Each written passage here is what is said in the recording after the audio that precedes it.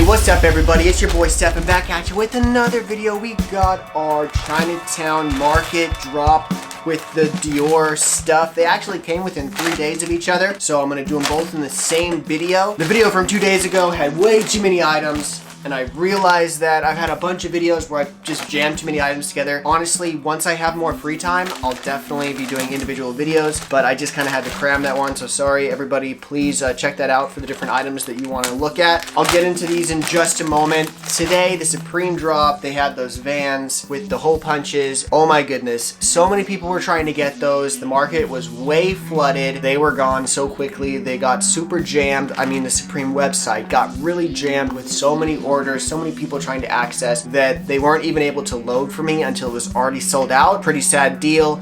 I did try to cop on some of the restocks, but even those were causing a lot of people problems. I just went after a shirt that I could grab up really quickly, and it is the last drop for Supreme, so now we're just waiting until the fall-winter collection. There's still a bunch of other brands releasing a bunch of cool items. Still though, we have Eric Emanuel tomorrow with his cool shorts, and then we also have Palace tomorrow with some cool items they'll be dropping, so definitely look forward to those things. And then random people are getting access to some dope sneakers from Nike. I don't know why I'm not getting access. I mean, honestly, I'm not like a huge spender or anything like that for Nike, so I can understand why, you know, they gotta get their people up there who are really making their company some money. So anyways, we are gonna get into this first one here. Make sure you subscribe to this channel. I'll keep putting out more content. Once I'm at 3,000 subs, I'm gonna do a raffle. Enter before I reach 3,000 subs so that you can secure your spot. And yeah, so first thing from Chinatown Market, looks like they did give me a sticker. Cool, fitness club.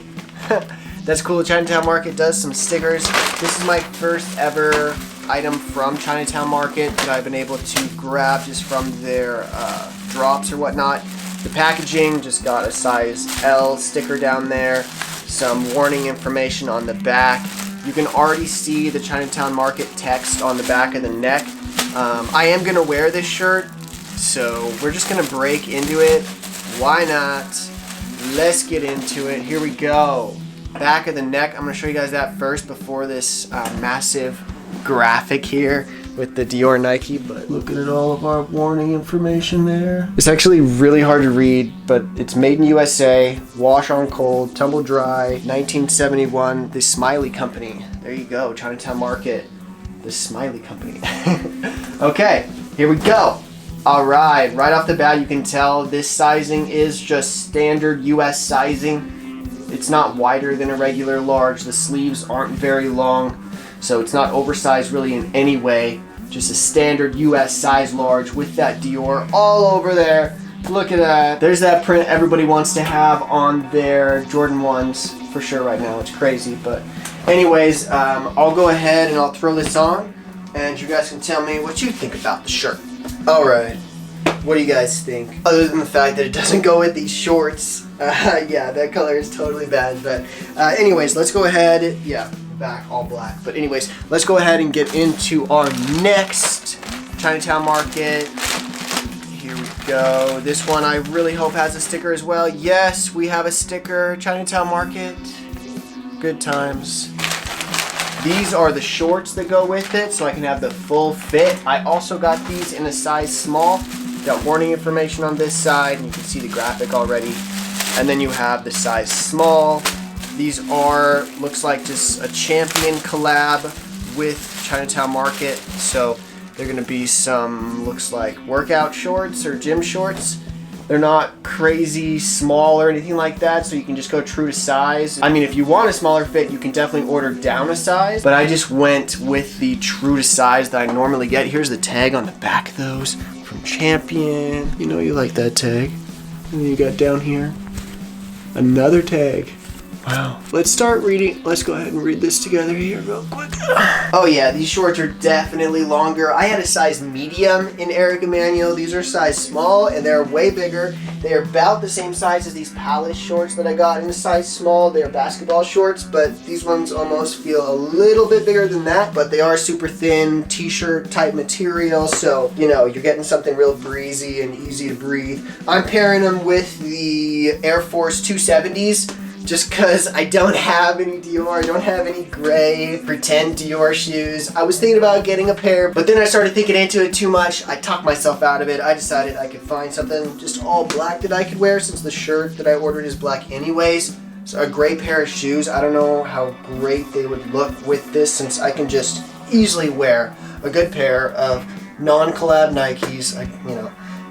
Some people get a little bit upset when you do too many collabs, because this is already bootleg. I mean, this is a bootleg DIOR and Nike. So also doing like a John Elliott, which these shoes, I mean, they might kind of go with it a little bit. They're not quite the same. But yeah, these Air Force 270s, I think they hit the spot well. But anyways, before I let you go, let's get into a little bit of a controversial part of my channel where we talk about how to live in peace with each other.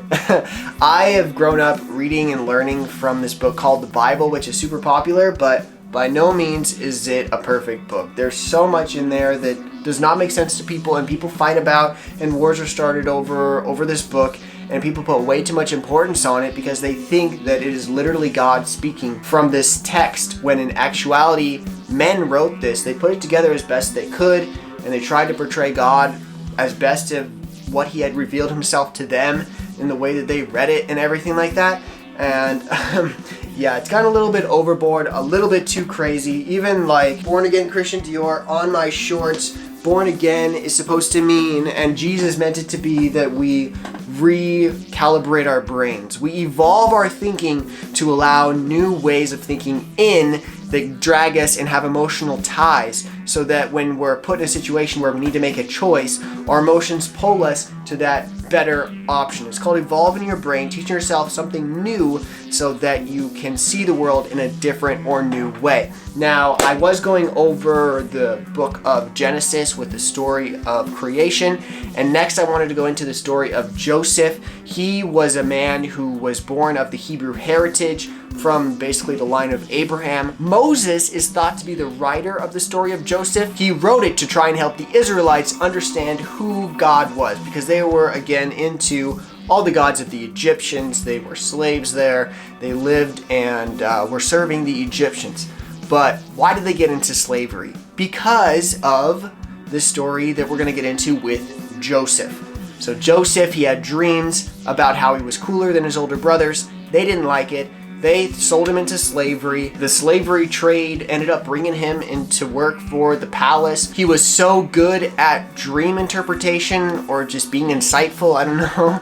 I mean, back then people were a lot different, so I mean, people interpreted things differently, but apparently he was really great at interpreting dreams, and he became second in command. And then when this huge famine came, 7 years of no food, the Israelites would come to Egypt to get grain, because Egypt was super smart because they had Joseph, right? And so Joseph was able to store up enough food for everybody in basically the whole Middle East area that this famine was affecting. So all these people from Israel come to Egypt because they need food, because none of their crops are working out, and they end up spending all their money the first year. They sell all their cattle the second year, sell all their land, the third year, and then now they're the fourth year and fifth year and sixth year and seventh year.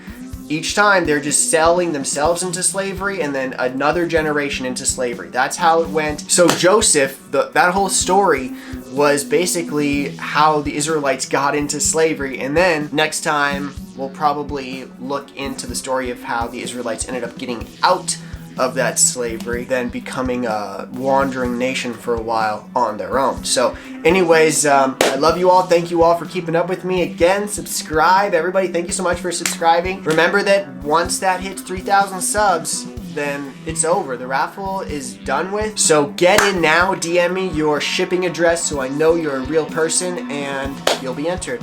Anyways, I love you all. Thank you for hanging with me and being cool with this journey we're on to discover ourselves and discover what the meaning of life really is. I mean, come on, let's figure it out.